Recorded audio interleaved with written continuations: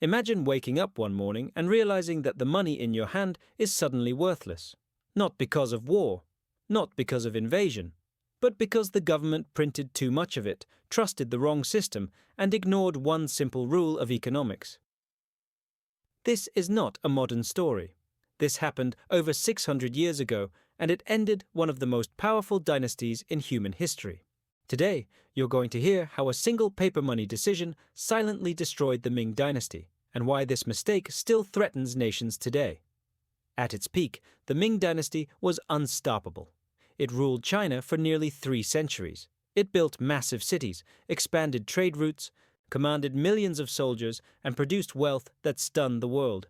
Chinese goods flooded global markets. Silver, silk, porcelain, and technology made Ming China the economic heart of the planet. From the outside, this empire looked eternal. But inside, a financial time bomb was ticking. The Ming government believed it had discovered the future of money. Paper currency. Lightweight, easy to transport, and far cheaper than metal coins. At first, it felt revolutionary. Why carry heavy copper or silver when the state could simply print value on paper? The government promised these notes were backed by authority, trust, and stability, and people believed it. Early on, paper money worked. Trade increased, taxes became easier to collect, markets expanded. The empire grew richer. This early success created dangerous confidence. The Ming rulers assumed that as long as they controlled the printer, they controlled the economy. But money is not power. Trust is. As government spending increased, the temptation to print more paper money became impossible to resist. Wars needed funding, infrastructure projects demanded resources. Court officials lived lavish lives. Instead of raising taxes or managing spending, the solution was always the same.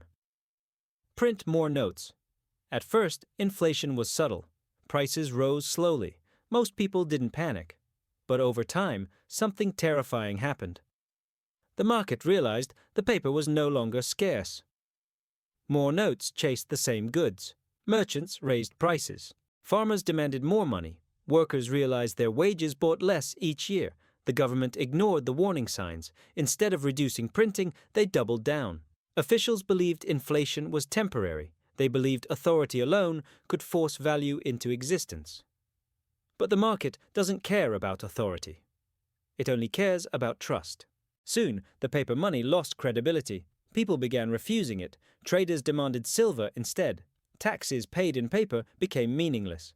Government revenues collapsed in real value, even as they printed more currency. This is where the collapse accelerated. As paper money failed, the Ming economy shifted towards silver. But the government had already damaged its own system. Now it needed silver desperately, yet had undermined trade confidence. Foreign silver inflows slowed, domestic silver circulation tightened, prices skyrocketed. Farmers were hit the hardest. Taxes were now demanded in silver, not paper.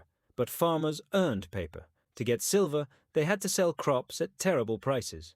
Many lost land. Many abandoned farms. Food shortages followed. Famine spread. Social trust broke down. Rebellions didn't begin because of ideology. They began because people couldn't eat. Soldiers weren't paid properly. Officials were bribed. Corruption exploded. Bandit groups formed across the countryside. What once was a stable empire became a desperate population pushed to the edge. The Ming rulers still believed they could print their way out. They issued new paper currencies, promised reforms, threatened punishment for refusal to accept notes. None of it worked. Once trust is gone, force cannot restore it. By the final decades, the Ming Dynasty was financially hollow. It still had walls, armies, and titles, but no economic spine. When internal rebellions erupted and external threats appeared, the empire had no resources left to respond. In 1644, the Ming Dynasty fell. Not because of a single battle, not because of one enemy, but because money stopped working. Here's the most dangerous part of this story. The Ming didn't collapse when paper money was invented. They collapsed when they abused it. The mistake was not innovation. The mistake was believing value could be printed without consequence. If this story feels uncomfortably familiar, that's because it should. Every time a government believes it can print wealth instead of earning trust, history starts repeating itself. Inflation doesn't announce collapse. It whispers it, slowly, quietly, until the system breaks. And here's something most people miss. The Ming Dynasty didn't fall overnight. It fell gradually, month by month, decision by decision. Each time leaders chose the easy option instead of the correct one. If you're watching this far, pause for a moment and think about how many empires collapsed not through violence, but through financial mismanagement. This channel exists to expose those silent collapses, the ones history books mention briefly, but never fully explain. If you want to understand how money, power, and decisions shape the rise and fall of civilizations, this is your place. Subscribe to Silent Collapse. Because the most dangerous collapses don't come with warnings. They come with confidence. The Ming believed they were too big to fail, too ancient to break, too powerful to collapse over something as simple as paper. History proved them wrong, and it continues to do so. The question is not whether empires fall. The question is whether we recognize the mistake before it's too late. But the collapse of the Ming Dynasty teaches us something even more subtle. It's not just about money or inflation or even failed policies. It's about human behavior under pressure. Once trust is broken, people start looking for alternatives. They stop believing in promises. They stop believing in leaders. And when the people stop believing, even the strongest walls, the largest armies, and the richest treasuries can't protect a nation. Consider the parallels in our modern world. Today, nations, corporations, even small communities face the same invisible threat. Confidence is fragile. Trust is fragile. And history has shown repeatedly that no paper, no gold, no asset is immune if people stop believing in its value. The Ming Dynasty is not just a story from 6 centuries ago, it's a warning. Imagine being a farmer during those final years. Every coin you earned was worth less than the day before. Every tax payment demanded more of you than you could give. Every promise of stability proved empty. Your survival depended on silver, but silver was scarce. Your loyalty depended on hope, but hope was gone. What do you do when the system that is supposed to protect you is the system that is destroying you?